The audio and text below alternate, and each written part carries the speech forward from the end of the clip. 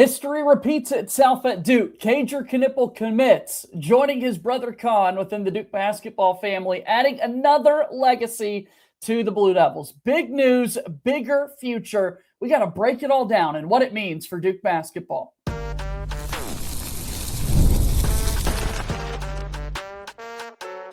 You are Locked On Blue Devils, your daily podcast on the Duke Blue Devils. Part of the Locked On Podcast Network, your team every day. Hello, everybody. Welcome into another episode of the Locked On Blue Devils podcast. My name is JJ Jackson. So great to have you here with us today on Wednesday, July 1st, 2026. July is here, and we're excited to talk about everything in the world of Duke basketball, including the first commit in the class of 2027 for Duke basketball, Kager Knueppel. Literally, within the brotherhood, Kon's brother decides, I want to play basketball at Duke and create my own legacy. We'll break all that down with Kevin Connelly from Ball Durham. I got to talk about the great Duke brothers throughout the brotherhood run. There have been other families and brothers that have played within this Duke basketball world. And then Kager Knueppel being a shooting big. What does that mean? How can Jon Scheyer continue to evolve the offense? All of that throughout the course of today's show. But of course, with Kevin Connelly, we start with Kager Knueppel and his decision to commit here to Duke basketball. Felt like this was coming. A little surprising how soon we received this news, Kevin. But Kager's a part of the brotherhood. I hope you're doing well. I'm doing well, JJ. I'm glad we kind of touched on this topic a couple of weeks ago, right? We were talking about recruiting and guys getting offers, and I know Duke just offered 3 or 4 at least recruits in the last couple of days, but we had touched about Kager Knueppel not knowing that this was coming so quickly. We both kind of said, yeah, it kind of feels like this will be coming eventually, but I didn't know we thought it was going to come in, the next 2 or 3 weeks. So, it's something that I think a lot of people foresaw coming, but like you said, I don't know if people thought it was going to come this immediately, but Duke gets on the board in 2027 already. Yeah, you got to feel good about it. I mean, right as July comes, first, again, it's July. Wow. And then also kind of the trend that we're going into in the landscape of college basketball, the roster makeup, wanting to wait until the end of the season to see kind of what rosters look like in regards to what is playing time. How's that going to factor into a decision? It's cool that doesn't matter to Kager Knueppel. He's ready to go. He knows where he wants to be. So let's just get this out of the way. I'm committing. I want to be a part of Duke. And then the fact that, Kon Knueppel was inactive, did not have a social media presence whatsoever prior to his announcement that he was committing to Duke. And it becomes the same within the family with Kager. Non-existent, couldn't track him down anywhere online. And welcome into the social media world, Kager Knueppel. Limit your scrolling is our word to you. But what a great post welcoming himself into the brotherhood. Yeah, I could go through all the cliches, right? You talk about it runs in the family, right? Apples don't fall far from trees, right? That's an old-time saying. History repeats itself. And that's kind of where I land on, right? History repeats itself. Kager kind of copies Kon. And, there's not many, and we'll get into it, brother tandems that one goes to one school and the other goes to the other school, especially when Duke is involved. It feels like it is, pardon my pun, a brotherhood. And we'll get through all the brothers that have come through the doors of Cameron Indoor Stadium and Duke University. But listen, when you look at a guy like Kager, and correct me if I'm wrong here, JJ, like the growth spurt happened within the last year and a half, 2 years, where I think the latest measurement I saw is he's close to 6'10", around 6'9", 6'10". Yeah. 6'10" right there. He's shot up the recruiting rankings. Jon Scheyer has seen him multiple times. I mean, Jon Scheyer saw him when he was a kid, right? And was he a kid? No, but like when Kon is on his recruiting visits, the whole Knueppel family rolls deep and they all go there. So like he's seen him, he's gotten to know him throughout the recruiting process, and he's seen him get better as a basketball player. He's seen him fill into his size. He's taller than Kon now, but he still has those guard-like attributes, even though he's listed as a power forward. And JJ, let's be honest, if you're from Milwaukee, Wisconsin, if you're from the Midwest, and for most of your life, you've probably played a guard position, you know how to shoot the basketball. Like, yep.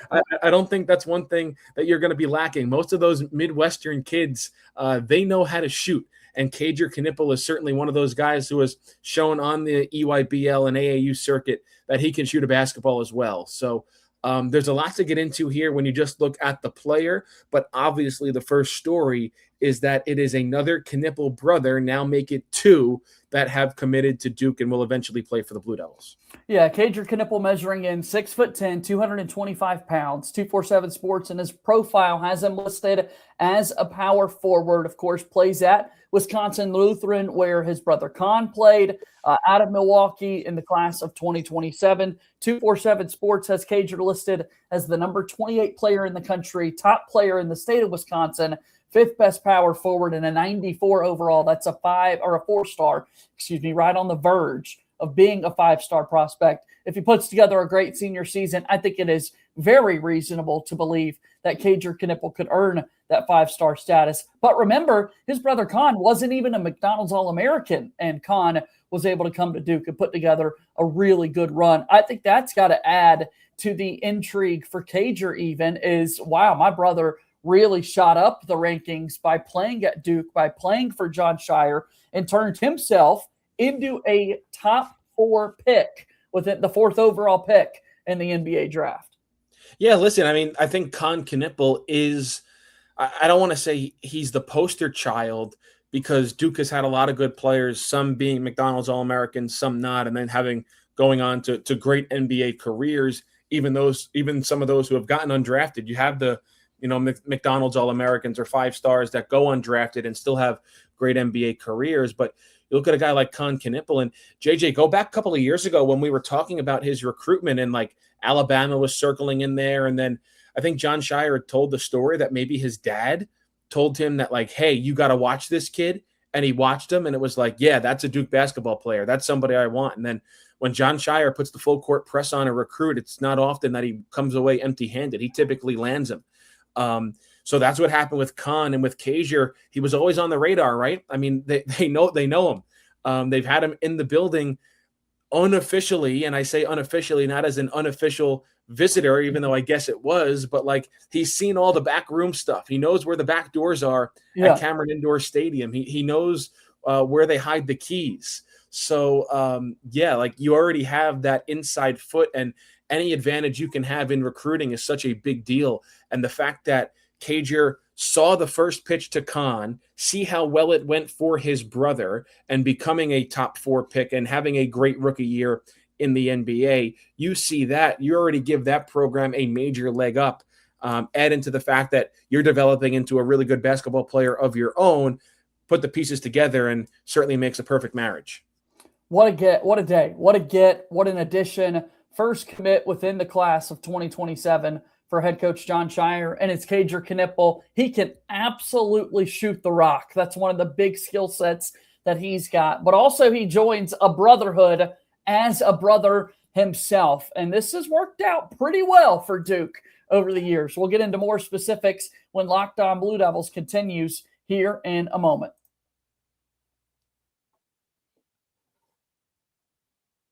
Locked On Blue Devils here today is brought to you by our friends over at FanDuel, America's #1 sportsbook. It's the biggest stage in world soccer. It's here, and every match feels like it has the potential for a memorable moment. One goal can completely change the energy of a game, shift momentum, and alter the outcome in an instant.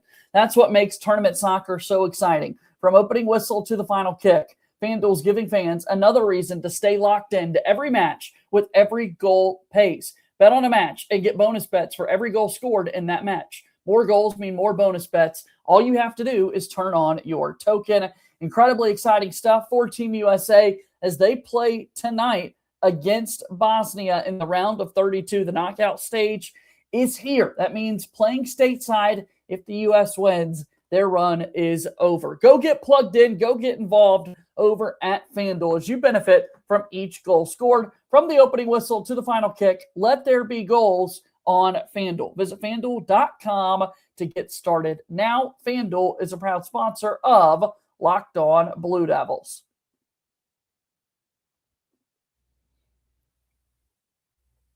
All right, welcome back into the program, hanging out with Kevin Connelly from Ball Durham. Kevin, we're talking about Kager Knueppel's decision to commit to the Brotherhood. This is big time get for Jon Scheyer. First commit within the class of 2027 and joins the line of quite a run of brothers within the Duke basketball family. It's the brotherhood, but then there have actual been literal brothers within the makeup too, right?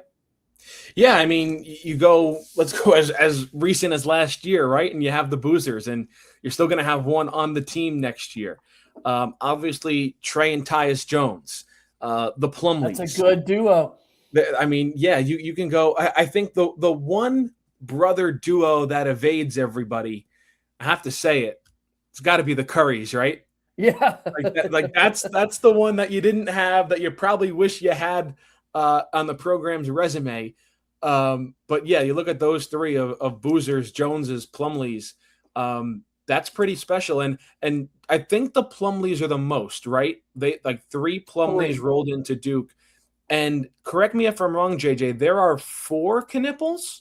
They're 5. They're 5 Knueppels. So like 2 down, can the others develop into pretty good ball players themselves? And can 4 of them get to Duke? I think that's the question. That might be the new goal for the Knueppel family. Can they top the Plumlees? The Plumlees produced 3 Blue Devils. Yeah. Can the Knueppels produce either 4, or could they get all 5 there? Right. Well, in volume, the Plumlees take the lead, having 3 of them compared to just 2 of any other set of brothers so far. And now we've got 2 Knueppels with Kager and Kon. The Plumlees also in height measure out incredibly well. Compared to the other Kager's going to help the Knueppels, I think. He absolutely is. Kager's off to a great start. Yeah, Kon's not really a big help in terms of the height, but Kager can boost their no pun intended. Kager can boost their status. Right. And look, we've got obviously the Boozers, as you just said, and Cam's carrying his load as the post player within the brother duo. And then the Jones, help for that. If we're just simply having a height measuring contest, shout out to the point guards that we had in Trey and Tyus. But thinking about the brothers, the Plumlees, man, we got to give them some love. Miles, Mason, and Marshall all end their entire careers, 4-year careers. Marshall even was there for 5, redshirting 1 year. Each of them winning a national championship. They got that ring, as our YouTube audience sees you indicating. Yeah, I think that's the topper. Like, all right, no offense to Kon, but like, didn't win a national championship. Trey Jones didn't win a national championship. Cam Boozer didn't win a national championship. Caden Boozer still has the opportunity to do so, still being a part of the program. But yeah, each Plumlee has a national championship ring. Obviously, Mason and Miles won it together in 2010, and then Marshall winning it on that 2015 squad. So I don't think, unless future Knueppels can cut down the nets, I think the Plumlees will have the advantage as maybe that premier brother, can't say duo, but brother combination, because all 3 of them have rings. Yeah, there have been, thinking about brothers within the Duke basketball world, I'm just now recalling the Kellys, right? Ryan Kelly played for the team. Sean Kelly was a walk-on behind him. There was a big height discrepancy in between those brothers as well. National champions too. Yeah, right. Ryan was on 2010, and Sean was on 15. Sean would have been on 15. So there's one, but again, Sean didn't really contribute. There have been other walk-on brothers. I think the Davidson brothers were both walk-ons for Duke, Jordan and Patrick, at various points throughout their career. But in terms of significant contributors, the Knueppels now join the party, as both guys will make a big step. I like the direction you headed, though, thinking about some brothers that didn't quite happen within the Duke basketball circle, because the Curry is the obvious one. I mean, what Seth Curry was able to do, the younger brother of Steph, who turned himself into an absolute superstar, one of the best players of all time in the sport after a college career at Davidson. People would also want to bring up, Kevin, one of the all-time greats at Duke University. His jersey, his number 11, hangs from the rafters inside Cameron Indoor. And Bobby Hurley had a little brother named Danny who played for Seton Hall and didn't quite be able to join the brotherhood by playing at Duke and truly embracing the family feeling, right? Danny Hurley has always had that connection to Duke basketball, but that's another pretty significant basketball family that's just got one member within the Duke circle, not both. Yeah, that's the interesting one, right? Because I'm based out of the Northeast. I was a stone's throw from St. Anthony in Jersey City, so like very familiar with the Hurleys and their family dynamic. And it was always Danny was in the shadow of Bobby. Like Bobby was always the premier player, and everyone talked about Bobby and Danny like, oh, that's Bobby Hurley's brother. And Danny was a very good player in his own right, but he wasn't that elite type of player, and he ends up at Seton Hall and has a nice career at Seton Hall.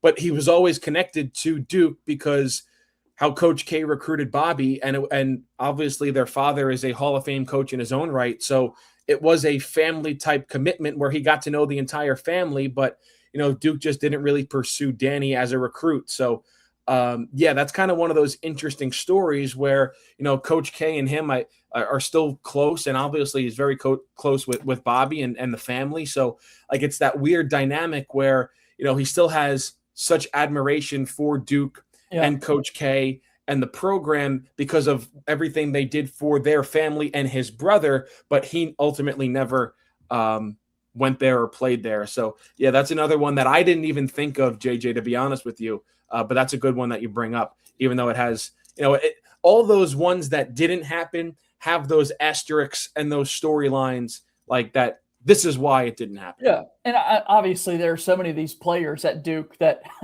have brothers themselves.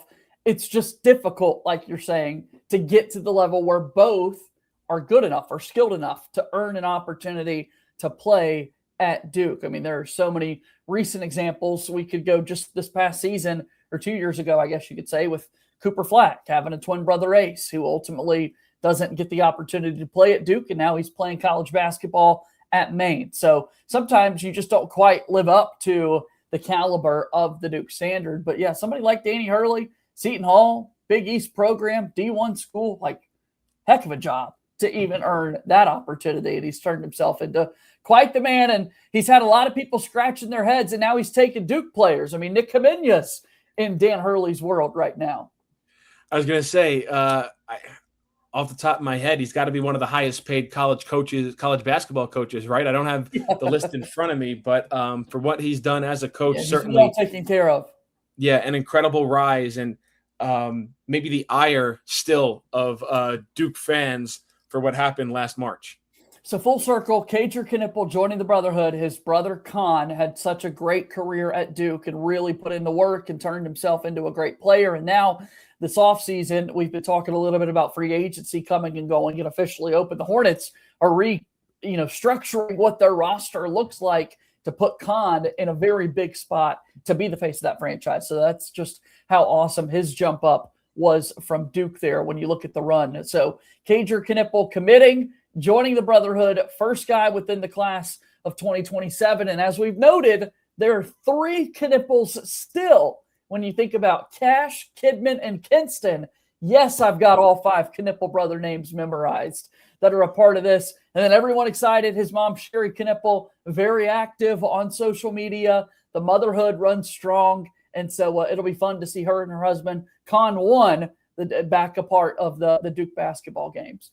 Yeah, and I think the cool part is and who knows what happens in the NBA, as we've seen over the past couple of days. It's very easy to get traded in the NBA.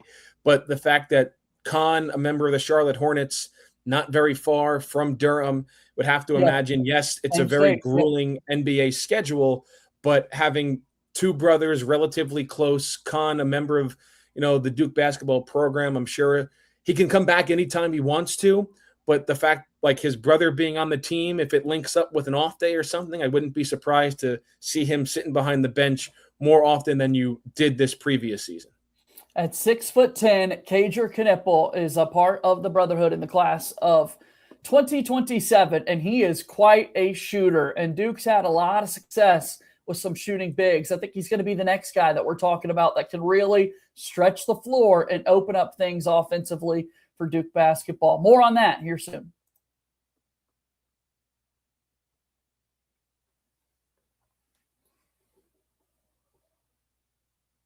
Appreciate you guys so much for making Locked On Blue Devils your first listen and your first watch here today. For your second listen, make sure that you go check out Locked On ACC. It's an awesome job covering our conference with host Kenton Gibbs and Alex Dono, breaking down the most interesting conference in all of college sports. Each and every Thursday, we've got our Locked On ACC squad. This was a week where I'm going to be there. So tomorrow you'll be able to listen to our recent episode of the ACC squad. Check all that out wherever it is that you get your podcast. Also consider joining our Everydayer Club. We've got the link down in our show notes below. LockedOnBlueDevils.supercast.com is your opportunity to take part in ad-free versions of the program. You can join our members-only Discord channel and so much more. So go give it a try. The Everydayer Club here with us with Locked On Blue Devils.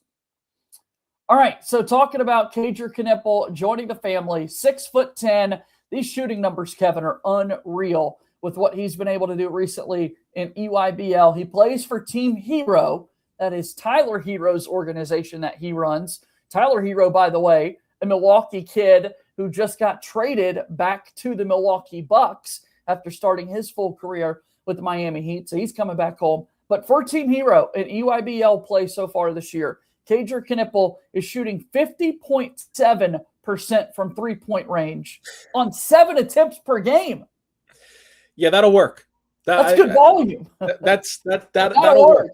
That'll play. Bottle that up, save it. But yeah, that'll play. I don't care what league you're playing in. I don't care what conference you're playing in. I don't care what division you're playing in. You can shoot 50% from three-point range on 7 attempts per game. Yeah, that'll work. I think about what Duke's been able to do with kind of the stretch 4 in recent years, last 5, 6, 7 years. And obviously in these 4 that we've seen within the Jon Scheyer era, the ability to shoot the basketball has been so paramount for Coach Scheyer and his team. And I think of guys like Matthew Hurt and Kyle Filipowski, those are kind of the first couple of names that come to mind. And I think we're in a spot for Kager Knueppel to be able to do that himself. Yeah, and those two obviously, but even, and I know they're not prototypical stretch 4s, but you look at the three-point shooting improvement that guys like Cooper Flagg and Cameron Boozer had as well. Yeah, they both played the 4 more or less in their positions. But again, they're not stretch 4s. But yeah, like those guys had especially Cooper Flagg, the three-point percentage, how it improved throughout the year. I think you also want to take note of that. No doubt. Excited to see what Kager does stretching the floor and being able to open things up offensively for this team. I think we'll be able to see him develop his game in other areas too. And again, this is next season's team, so who knows what it looks like roster-wise in terms of guards coming back, front court pieces. Everyone thinks really highly of Patrick Gongba II at NBA circles. Does he go after just 3 seasons, or does he want to come back? Cameron Williams has NBA talent. We'll see the opportunity he gets this year. We know that Boomche is going to be in the mix as well. So I'm excited to see what it looks like with Kager Knueppel a part of the bunch too. Yeah, you kind of start forecasting that 27-28 team. And listen, who knows the rules that are going into place, how they go into place, when they go into place, 5 years, this, that, and the other. Guys ultimately leaving, whether it be, transfer portal or NBA draft. We talked about before the lead up to this past draft that the 27 draft is supposed to be very weak. So it's like, hey, come back to school, get paid, go to the draft, and secure your guaranteed NBA contract. Then for guys like Patrick Gongba, for John Blackwell, and then who knows like how other players develop, like a Duron Rippey, a Cam Williams, you said. So certainly going to be interesting to see how it all unfolds. But yeah, you start trying to loosely write in some names in pencil for that 27-28 roster. And, you think you're going to have JBB, you're going to have Kager Knueppel. Who do you have at the guard spot? Is Duron Rippey a guy that comes back and is your starting point guard? Is Caden Boozer a guy that's a 3-year guy and he comes back and he's your starting point guard? So like those hypotheticals, especially this time of year, JJ, I think are always fun to talk about because we're just searching for things to talk about. And what better thing to talk about than the future, right? Yeah. Where it's like, well, this could happen if this happens, and then you can do this, and then you can do that. It's kind of what we're doing right now or the past couple of days in lead up to NBA free agency. where it's like, wouldn't this be cool if this happens and this team signs this guy and then they trade for this guy? So like people eat that stuff up, and we're just doing it here thinking about a 27-28 roster before the 26-27 roster really gets fully on campus. We love it, and people are obviously enjoying the conversations that we've been having in our YouTube comments. So comment down below what your thoughts are and how all of this comes together. I want to throw in a guy on the wing for Duke who's been in early 2027 NBA mock drafts, but he was also a part of 2026 mock drafts and ultimately came back. What does it look like for Dame Sarr going into next season? And here's the other angle, Kevin. Why I'm bringing this up is because Dame Sarr took jersey number 7 after Kon Knueppel wore it. Now Kon wears number 7 for the Charlotte Hornets. So does Dame Sarr come back? Do you get Kager Knueppel wearing 7 like his brother Kon did? These are the things that keep me up at night, Kev. JJ, I know you love the whole jersey number conundrum, so I'm not even going to touch that. I'm just going to let you run with that. Didn't even cross my mind, to be quite honest with you. Yeah. So you're saying for all I those hope someone out there is with me. I really I'm sure there's a bunch of people that went out there and bought Knueppel 7 jerseys last year, and now you're looking out for them, thinking that they might have another shot at wearing that in a couple of years. Yeah, I just want to help people's financial bottom line. That's what I'm here for. Absolutely pushing that that forward. So awesome stuff. Love that Kager Knueppel has committed, and we'll see if anyone else joins. Although we'll wrap with this, Kevin. What's different, though, is that he did commit at the end of June. It feels as though what we've seen over the last several seasons, things are really about to pick up. We'll get Peach Jam here very soon in the month of July. But over the last few seasons, these high school players are waiting until the fall, if not even the spring, to ultimately make their college commitments. Yeah, because they want to see what happens with these other rosters. They want to see who goes to the portal, who goes to the NBA draft, what team, who's going to come back. But for a guy like Kager Knueppel, you want to talk about like that legacy recruit with his brother being there. He knew where he wanted to be. He wanted Duke. Duke wanted him. So it just makes it much easier for him to get it out of the way, focus on the rest of your summer circuit, going into your senior year of high school, and just block it out. You have it signed, or you're not signed yet, but you're signed, sealed, and delivered. You're going to Duke, and you could focus on the other things that are at hand. Kevin, you are on X, the app formerly known as Twitter, at Kevin Conley24. Tell me other ways people can get involved and support you and what you got going on. Yeah, man, balldurham.com. We got a great team over there. We're gearing up for the season. So fresh content every single day over at balldurham.com. We really appreciate all the support we get. See you, Kevin. See you, JJ. All right, that's Kevin Conley hanging out with us here on today's episode of Locked On Blue Devils. Thanks again to everyone for your support within our Locked On Blue Devils community. If you haven't done so already, please be sure to follow and subscribe to us for free wherever it is that you get your podcast. Leave us a 5-star rating and written review on the Apple Podcast platform. Also, be sure to subscribe to our YouTube channel. Watch us each and every day. Super excited to have you guys a part of our Locked On Blue Devils family. As always, go Duke. I'll talk to you tomorrow. My name is JJ Jackson. Thank you and good day.